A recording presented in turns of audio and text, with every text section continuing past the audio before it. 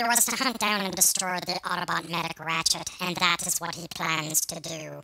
Once he's accepted a contract, nothing short of total devastation and deactivation can stop him. His services don't come cheap, but he's the best there is at what he does. Lockdown has never lost a target, and he doesn't intend for this to be the first time. Sadly, Ratchet's constant changing his scheme is giving this bounty hunter a headache. Just how many colors are there for a Hummer ambulance anyway?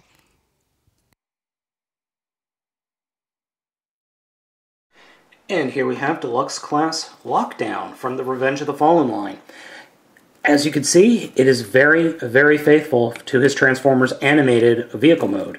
It's a muscle sports car with a ton of spikes on it. There's something you should know. All of these spikes are super soft rubber. If I still have this figure in, say, 10-15 years, I will bet you this rubber will have corroded and will just have fallen apart. I mean, this is crappy, soft rubber. It's like a Super Ball. It feels like a Super Ball. That's the kind of rubber it has. Other than that, as you can see, the vehicle mode is brown instead of black with green highlights and gold highlights. There is some black in the wheels and up here. I don't mind it. The brown is, under bright light, it looks kind of meh. But under normal light, it's really, really neat looking. You can see headlights in here. I mean, this vehicle mode has a ton of detail. This is an excellent vehicle mode, I have to say. We'll get to the robot mode in a minute, but the vehicle mode is really nice. It looks really, really cool. I wish I had... I've got the original animated Lockdown. He's just, unfortunately, not here at my house. It's in a box in my storage location, aka my parents' house. Okay, so let's go ahead and get him transformed. This is a little weird. It's a little complex, so I'm going to go a little bit slower than I would normally go with a review, so just bear with me. First thing we're going to do is come back here and kind of take the wheels and rotate them down a la Back to the Future. Next, we're going to come in under here and just unclip this part so we can rotate this, the back end up like that, the spoiler and the entire rear of the vehicle. Now that we've unclipped that, we can come under here and unclip the entire side.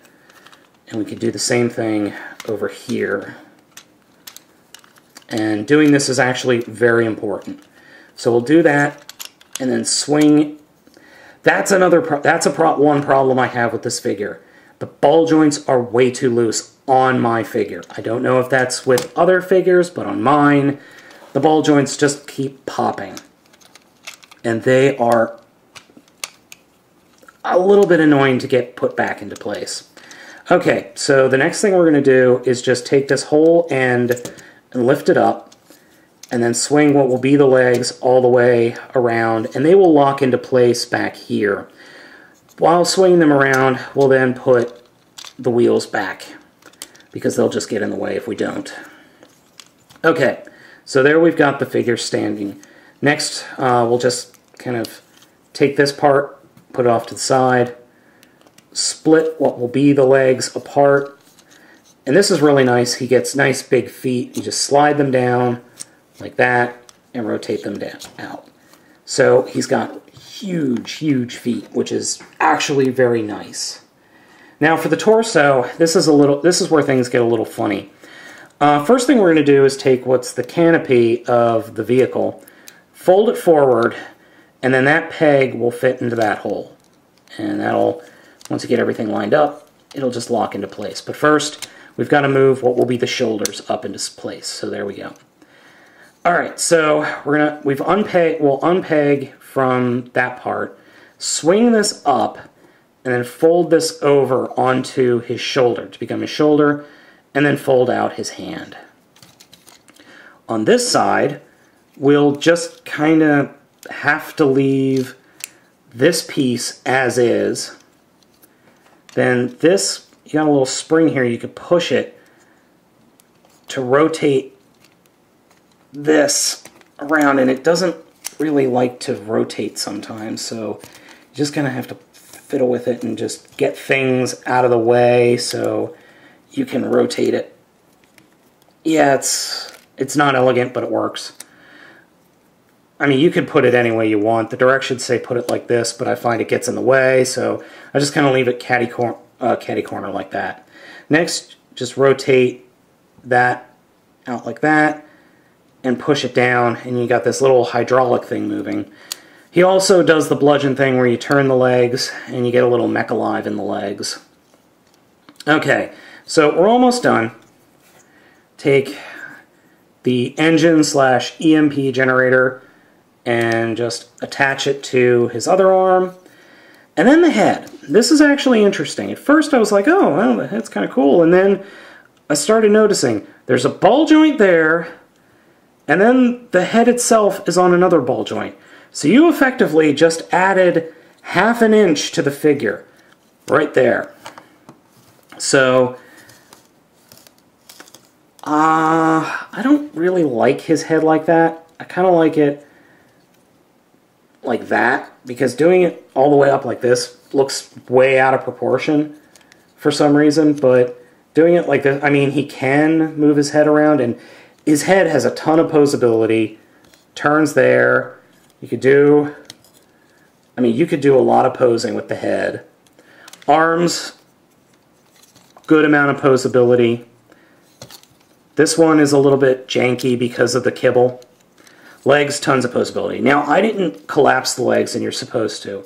You're supposed to give him the chicken leg syndrome, which ROTF figures seem to have. But you're losing a good, oh, I'd say another good ½ inch off the figure if you do that. But then he does look really lanky if you don't, so you can kind of go halfway. But still, I'm really tired of the chicken leg syndrome. Okay, another thing that I'm really kind of irritated with is this leg has plenty of movability, plenty of posability. This leg, not so much because of this back part here. This part, which didn't connect to up here, gets in the way of the wheel. So you're limited by posability on his right leg, plenty of posability on his left leg. I'm not saying that the asymmetrical design is bad, it's not well thought out. Okay, so let's go into the positive. Oh, wait, sorry. Height-wise, here he is with a Universe Ultra Class Onslaught, and here he is fully extended. He's bigger than Universe Class Onslaught, fully extended. Shrink him down to, I think, normal Deluxe figure proportions, and he's still pretty big for a Deluxe class. So, I'll show you him against, say, Voyager Bludgeon. So, I mean, whoop, Voyager Bludgeon had a little bit too much tequila last night, so he's not standing up straight. Ah, there we go. So, I mean, he's just unextended, the same height as Voyager Bludgeon. And Voyager Bludgeon himself is actually a little on the small side for a Voyager class figure. Forgive me while I put Voyager Bludgeon back on the shelf. Okay, so positives. He actually doesn't look half bad. I mean, he does not look half bad at all. The asymmetric robot mode is a little bit off-putting at first, but you get used to it. And he does have a good amount of posability. You know what? Even in robot mode, yeah, there's still a lot of brown, but there's also a lot of black. And the black and the brown are so close to each other, you really don't notice. Not bad. I mean, not bad at all. I still like animated version a little bit better, but still, this is a good figure. Looks-wise, I mean. Negatives. Okay.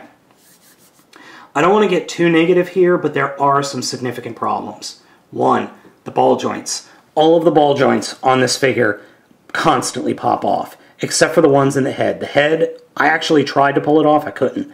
So that's a good sign. But the arms just constantly pop off for me.